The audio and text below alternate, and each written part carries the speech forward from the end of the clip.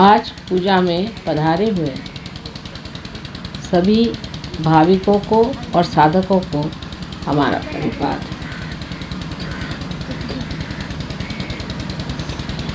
इस कलियुग में माँ की इतनी सेवा, इतना प्यार और इतना विचार जब मानव हृदय में आ जाता है तो सत्युग की शुरुआत हो ही गई। ये परम भाग्य है हमारा भी कि षष्ठी के दिन कलकत्ते में आना हुआ। जैसा कि विधि का लेखा है कि कलकत्ते में षष्ठी ही के दिन आया जाता है। षष्ठी का दिन शाकंभरी देवी का है और उस वक्त सब दूर हरियाली छानी चाहिए। हालांकि यहाँ पर मैंने सुना कि बहुत ज़ोर की बाढ़ आई, लोगों को बड़ी परेशानी हुई, लेकिन देखती हूँ कि हर जगह हरियाली छाई हुई। रास्ते टूट गए थे पर कोई पेड़ टूटा हुआ नज़र नहीं। मतलब ये कि सृष्टि जो कार्य करती है उसके पीछे कोई न कोई निहित एक गुप्त सी घटनाएं होती। कलकत्ता का वातावरण अनेक कारणों से प्रक्षुब्ध है और अशुद्ध भी हो गया। इसे हमें समझ लेना चाहिए, ये बहुत ज़रूरी। इसीलिए देवी की अवकृपा हुई है, या कहना चाहिए कि सफाई हुई। कलकत्ते में जहाँ की साक्षात देवी का अवतरण हुआ, इनका स्थान यही, जो कि सारे विश्व का हृदय चक्र यहीं पे बसा हुआ है। ऐसी जगह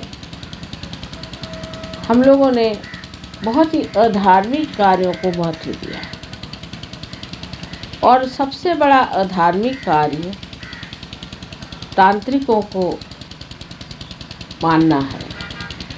तांत्रिक तो वास्तविक में माँ ही है, क्योंकि सारे तंत्र उसके हाथ में हैं। उसी ने तंत्र बनाए हैं और वही तंत्र की जानकारी जानती है। पर जो तंत्र के नाम पर दुनिया भर का व्यभिचार, अविचार और आचार करते हैं, उन सभी के लिए मेरा ये कहना है कि उन्हें ये काम छोड़ देना चाहिए। सतयुग में ऐसे लोगों पर घोर अत्याचार होगा, अन्याय होगा, ऐसे लोग बहुत पीड़ित होंगे। इस कलकत्ते में इतने तांत्रिक लोग हैं और उनसे दीक्षित इतने लोग हैं कि उनसे किस प्रकार कहा जाए कि ये सब गलत चीज़ें हैं, इसे करने से कभी भी लाभ नहीं होगा, ये दुष्टों की चालना है और यही राक्षस हैं जो कि बार बार जन्म लेते हैं। इतने बार हनन होने पर भी ये संसार में आकर के और ऐसे दुष्ट कर्म करते हैं, और वो भी परमात्मा के नाम, देवी के नाम। इस मामले में जो हमारी धारणाएं हैं उसे दुरुस्त कर लेना चाहिए, क्योंकि सहयोग जो है वो सत्य पे खड़ा है, असत्य पे नहीं। और जो सत्य है वो हमें आपको बताना ही है। अगर आप ज्वाला की ओर दौड़ रहे हैं, अपने को भस्म कर रहे हैं, तो हमें साफ शब्दों में आपसे बताना है कि ये गलत काम है, उधर नहीं जाना। और इसीलिए मैं बड़ी व्यग्र हो जाती हूँ और सोचती हूँ कि किस तरह से समझाया जाए कि इन लोगों से शापित इस भूमि को अगर आपको वाकई में उठाना है तो ज़रूरी है कि पहले इन लोगों की ओर न मुड़े। ऐसा लगता है कि त्राही त्राही होकर के लोग सोचते हैं कि यही कुछ लोग फ़ायदा कर देंगे, लेकिन ये फ़ायदे से कहीं अधिक ज़्यादा आपका नुकसान करते हैं। इनको तो जहर समझ करके दूर रखना चाहिए। जब तक आप ये कार्य यहाँ पर ज़ोरों में शुरू नहीं करिएगा और एक एक का भांडा नहीं फोड़िएगा, तब तक ये भूमि शापित रही। मैं इस भूमि पर अनेक बार आई हूँ, लेकिन इस जन्म में जब मैं आई तो देखती हूँ कि धीरे धीरे ये भूमि नष्ट हो जा रही। इतनी बड़ी ऊंची साधना प्राप्त की हुई ये भूमि, जहाँ की गंगा भी बह कर के रसातल पे जा कर के, और जिन्होंने भगीरथ के प्रयत्न से उनके इतने पूर्वजों को शाप विमुक्त किया, इस भूमि की धूलि को ले जा कर के वो ये कार्य कर सकी। उस पुण्य भूमि पर इस तरह के अपुण्य के कार्य बहुत हो रहे हैं। ये हम लोगों को जान लेना चाहिए कि इन्हीं अत्यंत सूक्ष्म ऐसी बातों से ये हमारा बंग देश इस तरह से आहत हो गया है। जब मैं सुनती थी यहाँ पर बहुत से राजकारण और राजकीय दौर पड़ रहे हैं, जिसके कारण मनुष्य में बहुत सा झगड़ा खड़ा हो गया है, आपस में गला काट रहे हैं, इसको उसको मार पीट रहे हैं, कोई समाधान नहीं है, हत्या हो रही है, चोरी हो रही है, डकैती हो रही है, तो आप इसे बाह्य से देखते हैं। इसका मूल कारण ये तांत्रिक लोग, ये स्मशान विद्या, प्रेत विद्या आदि अत्यंत हानिकारक विद्या से अपने को बहुत होशियार समझते हैं और सबको बेवकूफ़ बना करके, उल्लू बना करके, उनसे रुपया पैसा ले करके उनमें ये दुष्ट बाधाएं डाल देते। उस बाधा के कारण मनुष्य एक संभ्रांत स्थिति में पड़ जाता है और उस स्थिति से वो उलझता हुआ पूर्णतया भ्रांति में हो जाता है। उस भ्रांति में वो समझ नहीं पाता है कि धर्म क्या है और अधर्म क्या है, सच्चाई क्या है और बुराई क्या है। ऐसी दशा में इन लोगों के बारे में अगर मैं साफ साफ तौर से आपसे नहीं कहूँगी तो आपका बचाव कैसे होगा। बहुत से लोग मुझे सलाह देते हैं कि माँ, आपको इतना साफ कहना नहीं चाहिए, लेकिन अगर माँ नहीं कहेगी तो कौन आपको बताए। माँ को ये बात ज़रूरी बता दें। क्या आप सोच सकते हैं कि आपकी माँ कहेगी कि अच्छा जाकर बेटा तू सांप के मुंह में हाथ डाल दे? किसी की भी ऐसी माँ इस भारतवर्ष में है जो कहेगी अच्छा ठीक है, ये सांप है, उसके मुंह में हाथ डाल दे? जिनको इलेक्शन लड़ना है या कुछ पाना है वो इस तरह की बातें करेंगे, वो कॉम्प्रोमाइज़ करेंगे, वो समझौता करेंगे। लेकिन एक माँ जो अपने बच्चों से नितांत प्रेम करती है, वो कभी भी ऐसी बातें नहीं कह सकती जो बातें अपने बच्चों के लिए हानिकारक है, और उसे किसी का डर भी नहीं है। ये लोग कर भी क्या सकते हैं? कुछ भी नहीं कर सकते, सिवाय इसके कि जो भूले भटके हमारे बच्चे हैं उनको पकड़ करके उनको सताओ। उसी प्रकार अनेक दुष्ट गुरु लोगों ने इस कलयुग में जन्म लिया है। ये भी पूर्व जन्म के महिषासुर, नरकासुर और सारे चंड मुंड जिन जिन का आप नाम ले रहे हैं, उनसे भी अधिक मात्रा में सब के सब पैदा हुए। इनमें से 16 महामुख्य राक्षस लोग इस संसार में आए। रावण का भी आगमन हो चुका है, सारे ही लोग स्टेज पर आ चुके। अब इनको मारा कैसा जाए? इनका कर्दन काल तो आ गया, लेकिन मारा कैसा जाए? हाथ में तलवार लेकर काट तो सकते हैं, कोई मुश्किल काम नहीं। लेकिन वो जनसाधारण के हृदय में घुस गए, उनके मस्तिष्क में घुस गए, उसके अंदर जमा होकर के बैठे हुए हैं, उनको ये लोग गुरु मानते हैं। तो मैं क्या करूं? क्या मैं अपने बच्चों की भी गर्दनें काट दूं इनके साथ? तो बेहतर यह है इन्हीं को जनता से ही एक दिन हार खानी पड़ेगी। यही पूरी तरह से सबके सामने स्पष्ट हो करके इनका स्पष्टीकरण होगा, एक्सपोजर होगा, और लोग देख कर के समझ लेंगे कि जो माँ इनके बारे में कहती थी एक एक बात सही है। जर्मनी में एक साहब ने गुरुओं के खिलाफ लिखा कि यह ऐसी कोई चीज़ है कि इसमें एक गुरु को मानते हैं और फिर दुनिया में कोई चीज़ को नहीं मानते। अब वो आधे अधूरे लोग हैं, वो नहीं जानते कि हमारे देश में अनेक वर्षों से, अनंत काल से गुरुओं के बारे में बताया गया है कि एक तो होते हैं सद्गुरु, जो कि आपको परमात्मा से मिलाते। सद्गुरु वो ही जो साहिब मिले, जो आपको परमात्मा से मिलाता है वो सद्गुरु। फिर गुरु जो कि परमात्मा के बारे में बातचीत करके आप में धर्म बिठाता है। फिर अगुरु, जिनमें गुरुत्व नहीं है, जो आत्म साक्षात्कारी भी नहीं है, तो भी वो अपने को गुरु समझ करके और लोगों को बातें बताते हैं और पैसा ऐसा भी लेते होंगे। जैसे हमारे पादरी साहब हैं, समझ लीजिए, या पोप साहब हैं, ये लोग अगुरु हैं।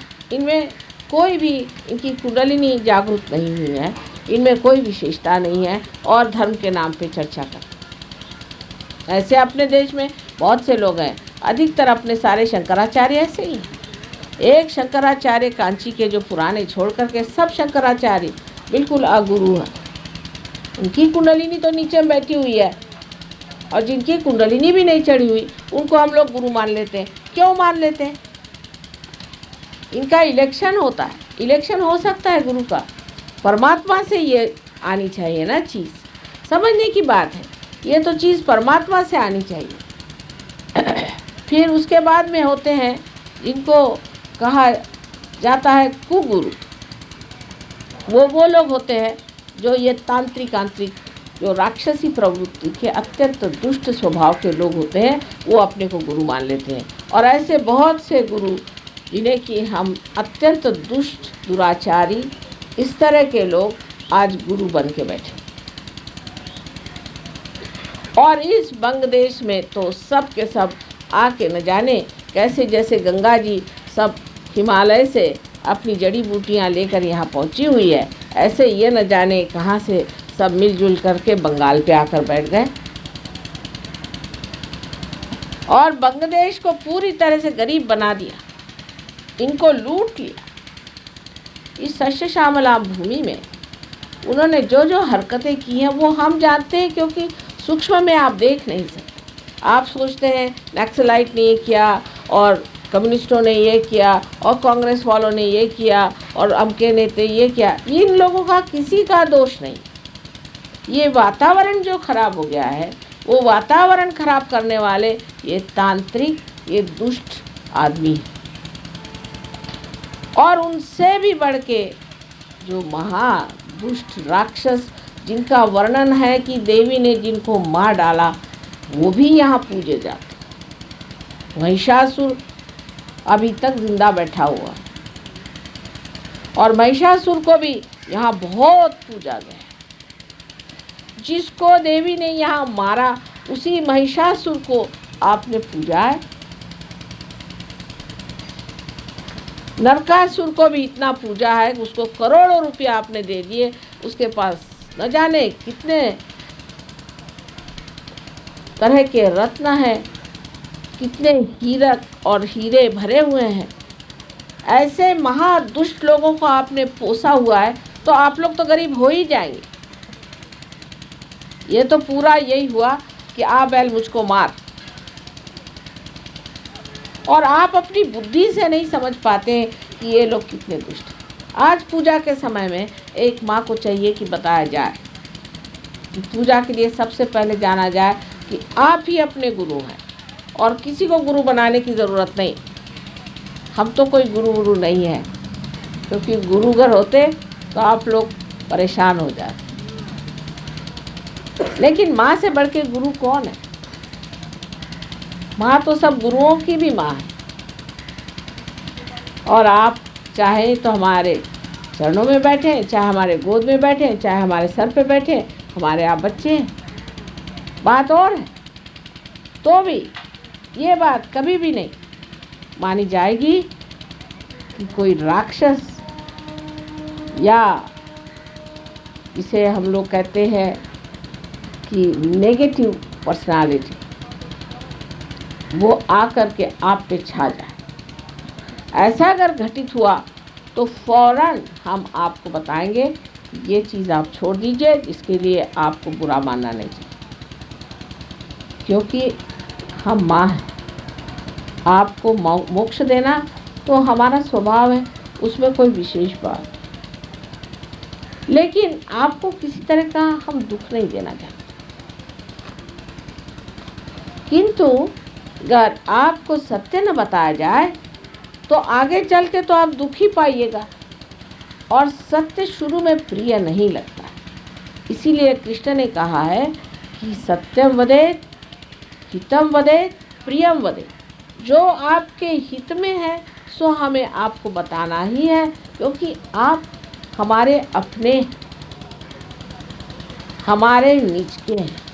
थोड़ी देर हो सकता है आप मुझसे नाराज़ हो जाएं, कोई हर्ज नहीं, आप बच तो जाएंगे, आपके दिमाग में बात तो बैठेगी। इस देश का नाश जो हुआ है वो इसी वजह से, और इतने प्रचुर मात्रा में आपको दिखाई देते हैं कि आश्चर्य की बात है कि अभी तक ये लोग कैसे यहाँ जीवित बैठे हुए हैं। इनके भी इलाज हो जाए, लेकिन पहले आप लोग इनके चक्करों से निकलिए, नहीं तो मेरा हाथ रुक जाता है। इनके सब के इलाज एक साथ हो सकते हैं, लेकिन आप लोग मेरे लिए एक बंधन बन जाते हैं। इस प्यार और मोह के वजह से मैं आपसे कह रही हूँ कि कृपया इन लोगों से अपना संबंध पूरा तोड़ दें, और कोई भी तरह की इनकी वस्तु, इनका चित्र, इनका दिया हुआ प्रसाद जो सब विषमय है उसे छोड़ दें। आज पूजा से पहले क्या कहा जाए, इतना हृदय गदगद है, इतनी सुंदर रचनाएं, इतना सुंदर आवाहन, इतना सुंदर स्वागत आप सबने अपने हृदय से किया। हृदय एकदम गदगद हो। सब कहते हैं कि माँ प्रसन्न है, लेकिन न जाने क्यों आँखों में इतने आंसू भर आए हैं और गला भी भर आता है, सोच सोच के कितने मेरे प्यारे बच्चे यहाँ रह गए। आपकी सारी विपदा खत्म हो सकती है, आपकी सब तकलीफ़ें बिल्कुल मिट सकती हैं, क्योंकि परमात्मा जो है सर्वशक्तिमान है, उनसे शक्तिशाली कोई नहीं, और उनसे प्रेम करने वाला भी कोई। अत्यंत प्रेमी और शक्तिशाली ऐसे परमात्मा आपके अपने होते हुए आपको किसी चीज़ की क्या ज़रूरत है या किसी चीज़ का क्या डर है। बस एक ही बात में हार जाते हैं कि आपको स्वतंत्रता है। आपकी स्वतंत्रता हम छीन नहीं सकते, क्योंकि आपको परम स्वतंत्रता जब देने की बात होती है तो इस स्वतंत्रता का पूरी तरह से आदर किया जाता है, पर उस आदर में ही मनुष्य खो जाता है, मनुष्य बहक जाता है और ऐसे लोगों के पास चला जाता है जो आपके जीवन के दुश्मन हैं, आपके शत्रु हैं। अनेक हजार वर्षों से इन दुष्टों ने इन भक्तों को सताया हुआ है और आज भी सता रहे, लेकिन वो ऐसा सोंग बना के आए हैं और ऐसी खूबी से आए हैं कि आप उसे पहचान नहीं पाते। सीता जी को भी रावण ने भेष बदल करके भूल में डाल दिया था, तो आप तो मानव जाति हैं, आपको वो अगर भूल में डालते हैं तो इसमें आपका दोष नहीं।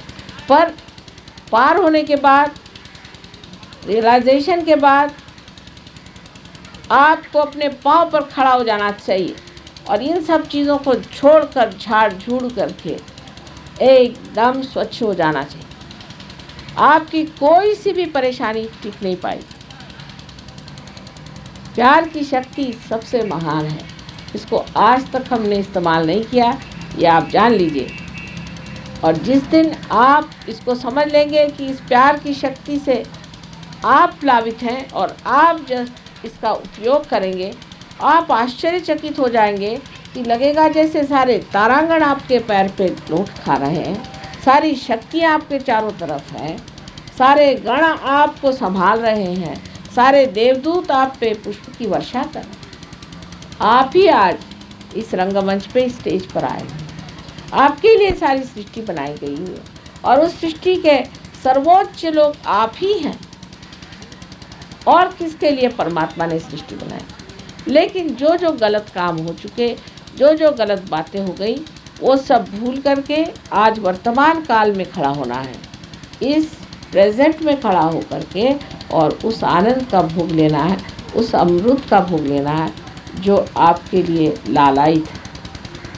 स्वयं साक्षात परमेश्वर चाहता है कि आप उसके दरबार में आए और अपने अपने स्थान पे आसन हो और वो आपको यथोचित आपका आदर करके आपको हर तरह का आनंद प्रदान करे। एक बाप यही चाहेगा और वही वो चाहते हैं और पूर्णतया वो आपके साथ। आज यहाँ जो हरियाली देख रहे हैं हम, बड़ा सुंदर सा रचाया हुआ बाग है, ऐसा ही परमात्मा का बाग है समझ लीजिए। और उसमें हर तरह के फूल, हर तरह का आनंद, प्रमोद मोद सब कुछ भरा हुआ है।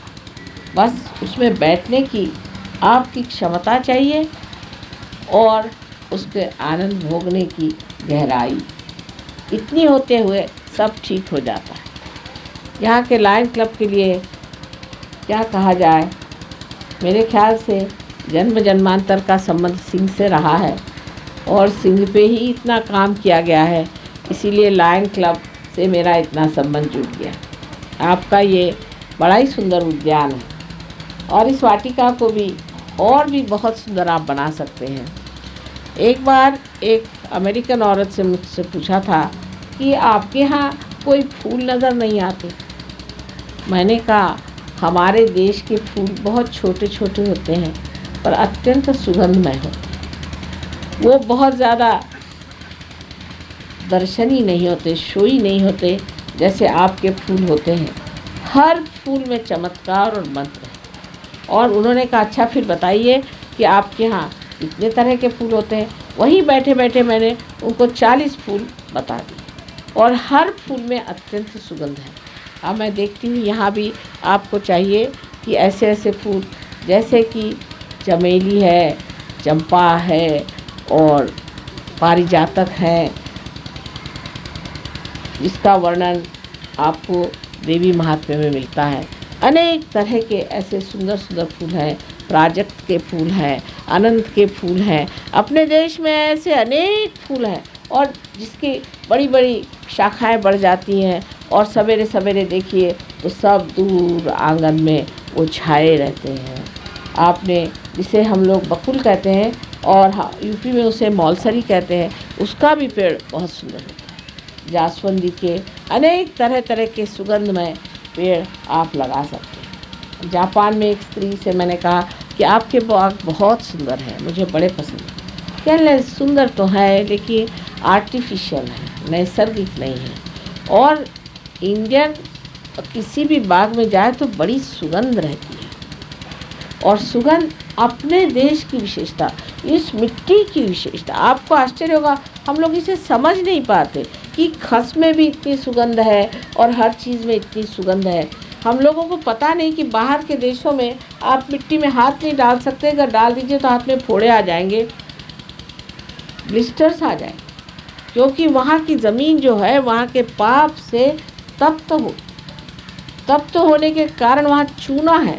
आप कहीं हाथ नहीं डाल सकते, जब तक आप ग्लव्स न पहनिए आप मिट्टी में हाथ नहीं डाल सकते। लंदन में तो मैंने पहले सोचा था कि मैं वहाँ बाग करूँगी, मैं शाकांबरी का मुझे शौक़ है, तो वो मैं चाह रही थी वहाँ भी बाग किया जाए।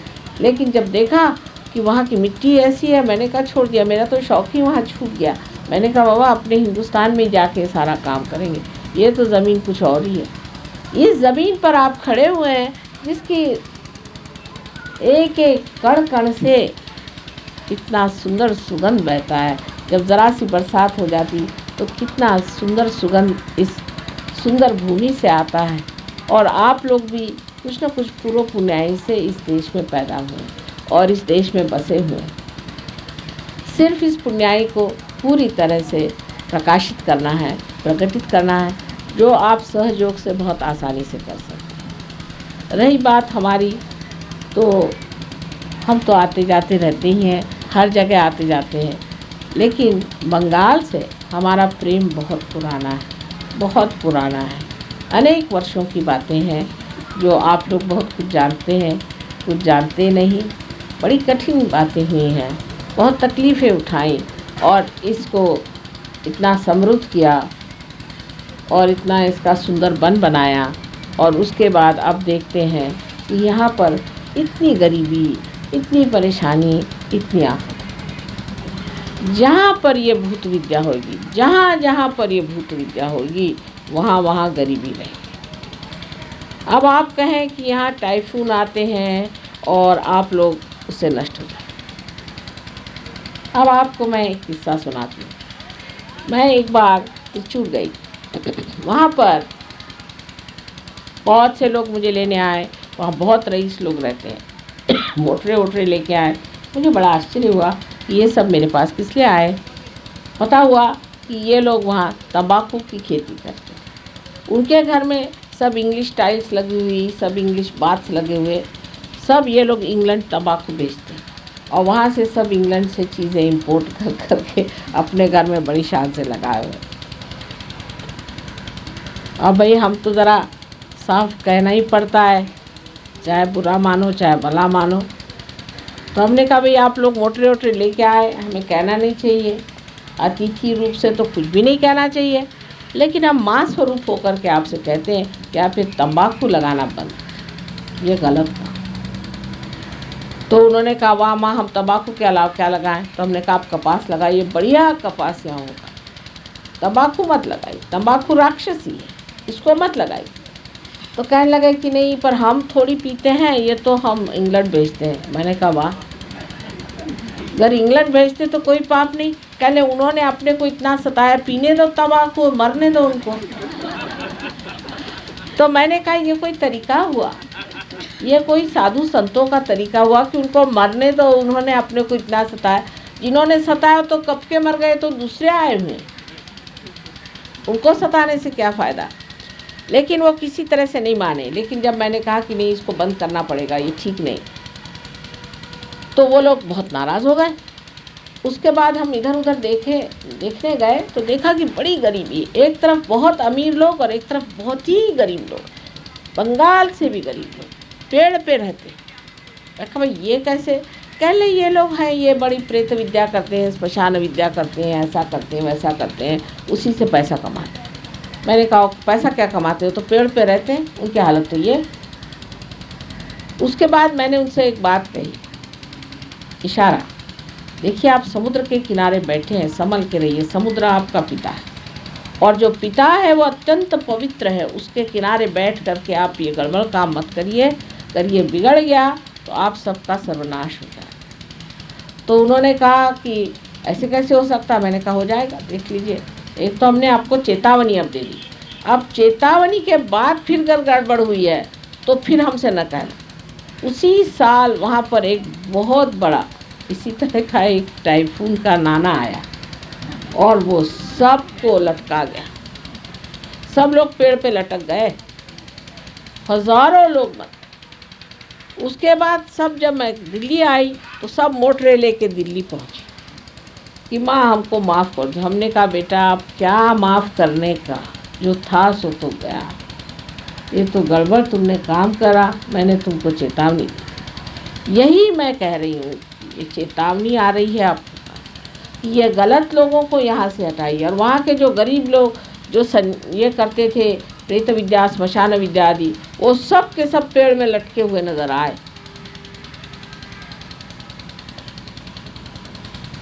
तो जिस वक़्त ये काली विद्याएँ और इस तरह की चीज़ें चलती हैं तो वो सक इन कर लेती, वो अंदर अपने अंदर खींच लेती हैं इस तरह के आतप को, जो बाहर से आ कर के सब दूर नष्ट भ्रष्ट कर देता है। हालांकि हमारे आने से पहले अधिकतर ऐसा होता है, इंग्लैंड में भी हमने देखा, जहाँ भी हम जाते हैं तो बड़ी बिजली कड़कती है और बहुत बरसात होती है, सब एकदम साफ धुल जाता है तो हम पहुँचते हैं। लेकिन तो भी लोगों की समझ में नहीं आता है कि हमें अपनी सफाई खुद ही करना चाहिए। क्यों सृष्टि से कहा जाए, कभी कभी वो भी ऐसा हो जाता है कि उसमें बहुत कुछ नष्ट भी हो सकता है। इसलिए अगर आप ही सत्य को मान लें और स्वीकार कर लें और अपने को सत्य के रास्ते पर, सफाई पर ले आए, तो सत्य कहीं और से आप पर प्रकट हो तो बड़ा भयंकर होता है, बहुत ज़ोरों में उठता है वो, और उसकी जो चाल होती है उसके अंदर बहुत से अनाथ, दुखी, बेसहाय और बेगुनाह लोग भी मारे जाए। इसलिए बेहतर है कि इंसान ही सत्य पे आ जाए और इंसान ही अपने को साफ कर ले, न कि सारी सृष्टि, चराचर सृष्टि में ये बात फैल जाए कि चलो अब कलकत्ते को ठिकाना लगाना तो यहाँ 8-10 को मारो, और उसका कोई फ़ायदा तो होता नहीं, कोई इसको समझता भी नहीं, कोई इस भाषा को इनकी समझता नहीं है। सब लोग सोचते हैं कि हम तो रोज़ देवी के मंदिर जाते हैं, फिर ये प्रकोप क्यों हो गया। उस देवी के मंदिर में भी वहाँ बैठे हुए हैं राक्षस, बिल्कुल उनके सामने बैठे हुए, बड़ी हिम्मत करके बैठे हुए हैं। हालांकि जिस वक्त देवी जागरूक होंगी तो पता चलेगा, एक एक का ठिकाना हो जाएगा। एक बार गंगा जी में जागृति आई थी तो सब जितने भी ऐसे पंडे वंडे लोग थे, सब अपनी खटिया उठा करके सामान लेके भाग रहे थे।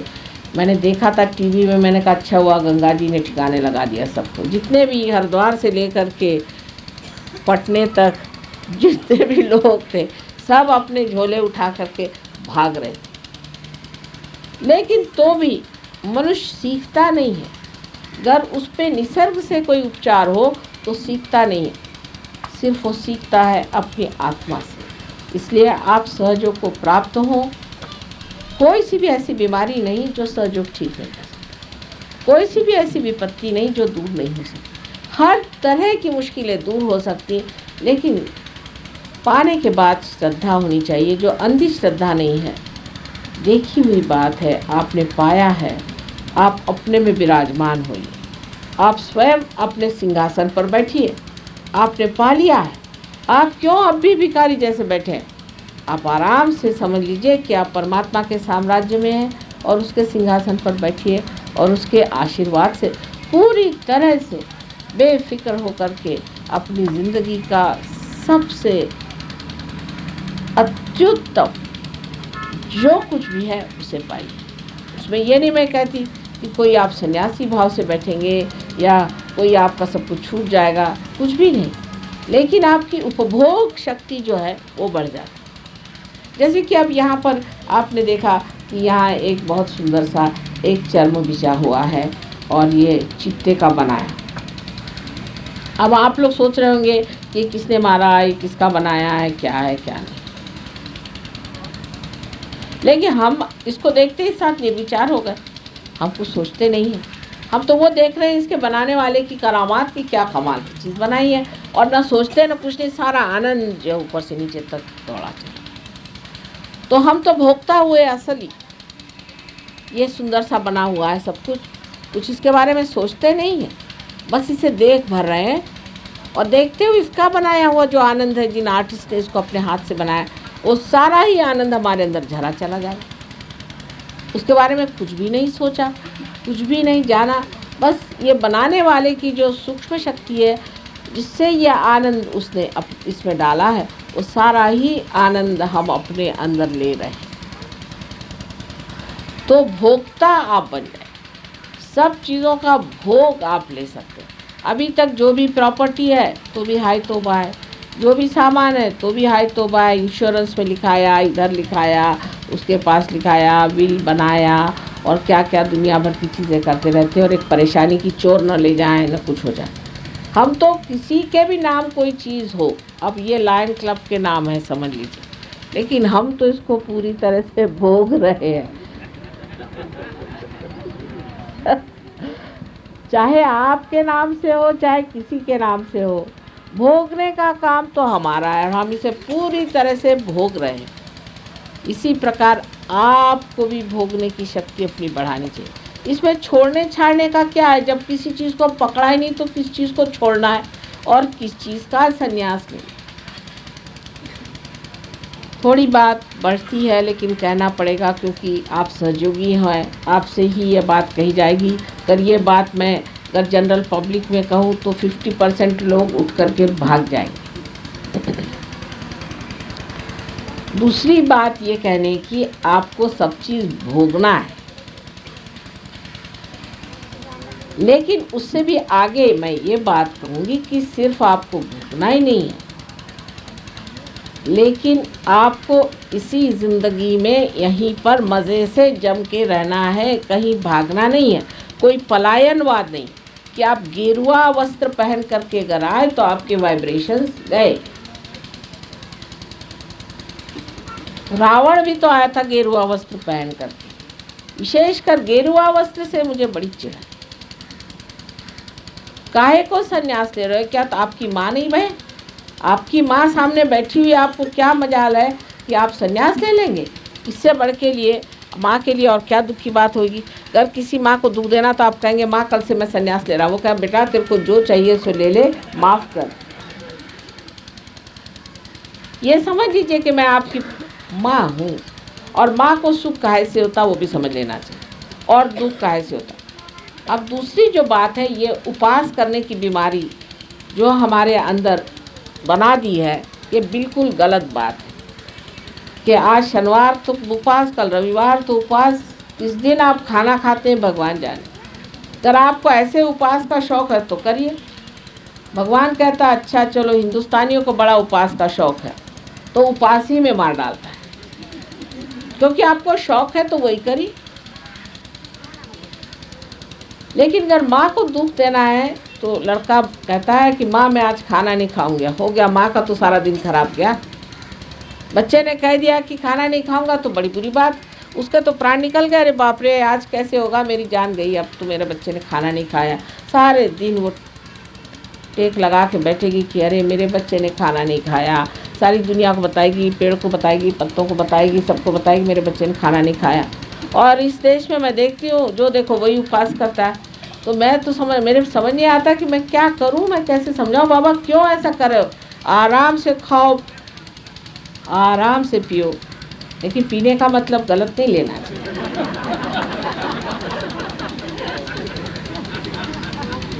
जो चेतना के विरोध में बात जाती है वो नहीं करना। ये सब इसलिए बनाया गया है कि आप तो भूखे रहो और जो पैसा बचे सो मेरी जेब में। तो उपवास सहयोग में मना है, ऐसे ठीक है, आपका मन है अपनी तंदुरुस्ती के लिए कभी खाना नहीं खाना तो नहीं खाओ, और कभी खाना खाना है तो खाओ। जैसे आपको कभी कहीं जाना हो किसी के घर और आपको नहीं मन कर रहा उसके घर खाना खाना, तो आप कह दीजिए मुझे उपवास है, तो ठीक है वो छोड़ देते हैं आपको। फिर इस तरह से आप उपवास करें तो हर्ज नहीं। मतलब उपवास आप अपने लिए करिए, ये नहीं कि उपवास के लिए आप जी रहे हैं। सब चीज़ आपके हाथ में है, जब चाहे उपवास करेंगे, नहीं तो नहीं करेंगे। कौन कहने वाला है ये टाइम ऐसा है वो टाइम ऐसा है। हम तो मस्ती में बैठे हुए हैं, कोई कहेगा कि अभी खाओ तो हाँ खा लेंगे, नहीं तो नहीं खाएंगे, क्योंकि खाने की तरफ चित्त ही नहीं होना चाहिए। अगर आप पूछें कि क्या खाया तो मुझे सोचना पड़ेगा क्या खाया कि नहीं खाया। खाने की तरफ चित्त होने से ही आदमी उपवास करता है। अगर उधर चित्त नहीं हो तो उपवास नहीं करेगा, क्योंकि वो बहुत बार उपवास भी कर जाता है, उसको पता ही नहीं चलता उसने उपवास किया कि खाया। सिर्फ अपना चित्त जो है खाने में से निकाल लेना चाहिए, क्योंकि हमारे भारतीय लोगों में एक बात है, खाने में बड़ा चित्त है। बीबी भी बड़ी होशियार है यहाँ की, स्त्रियों को बड़ी अकल है। वो कहती चलो इनको ऐसा खाना बना के खिलाओ कि ये हमारे चंगुल में फंसे रहे।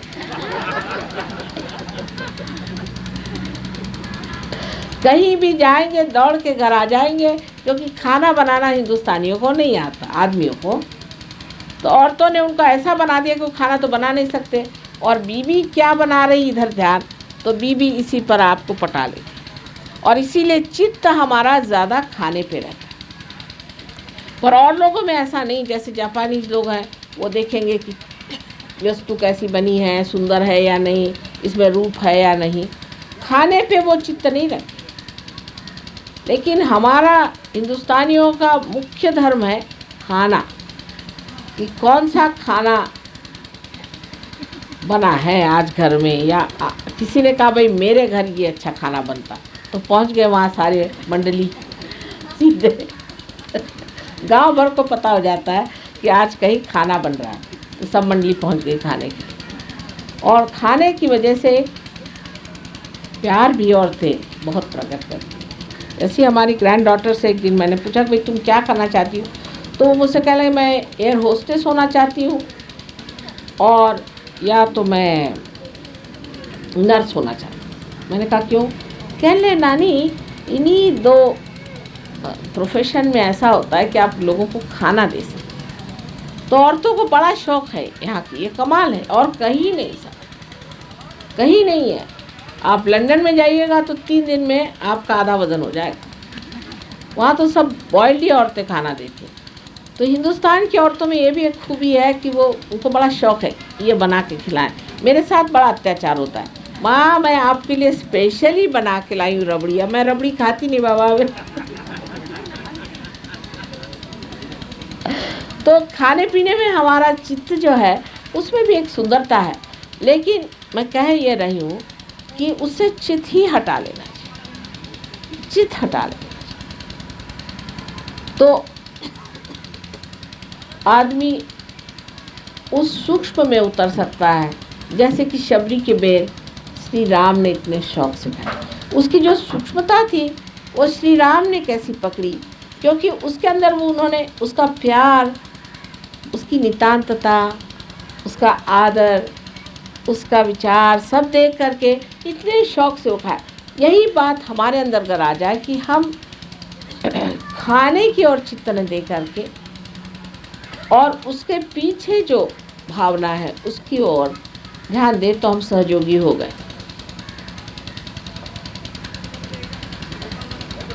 इस जन्म में बहुत सी चीज़ें जो पिछले जन्म में मैंने बहुत खाई और पी है वो सब छोड़। जैसे वर्णन है कि देवी को श्रीखंड बहुत पसंद है, मैं बिल्कुल नहीं खाती हूँ, और पूरन पोड़ी पसंद है, बिल्कुल नहीं खाती हूँ, और दूध बिल्कुल नहीं पीती हूँ। सब चीज़ें जो होती थी सब छोड़ी, क्योंकि उस जन्म में कर लिया। अब इस जन्म में क्या खाने, अब इस जन्म में भूतों के खाने के लिए इतने हैं कि मेरे पास पेट में जगह ही नहीं रहती और कुछ खाने के लिए। आप लोगों से मिलकर बहुत आनंद हुआ, जैसे बहुत बिछड़े हुए मेरे सब कुछ मिल गए। इस कलकत्ता में एक बार जागृति आ जाएगी तो आप देखेंगे कि यहीं पर सब चीज़ अत्यंत सुंदर हो सकती है, और वो होनी चाहिए। परमात्मा लालायित है आपको आशीर्वादित करने के लिए, सिर्फ आप इसे झेल सके, इतनी ही बात है।